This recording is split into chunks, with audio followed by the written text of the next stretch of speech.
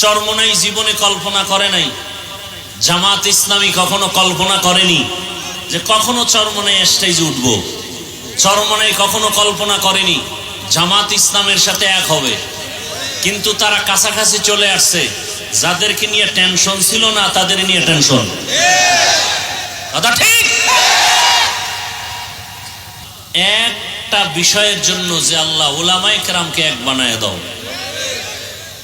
বরং উলামায়ে কেরাম এক হতে না পারে সেজন্য কোটি কোটি টাকা ব্যয় করা হচ্ছে বিভিন্ন চক্রের মাধ্যমে।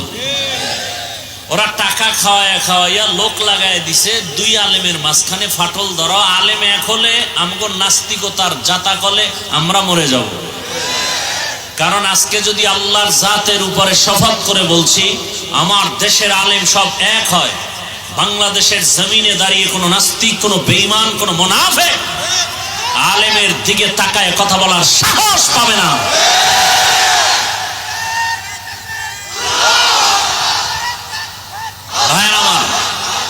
আগুন আর পানি এক হওয়ার কথা না, কথা। কিন্তু মানুষ জীবনে কল্পনা করেনি। আল্লাহ হেদায়েত দান করুন। আরো আস্তে করে বলেন, আল্লাহ হেদায়েত দান করুন।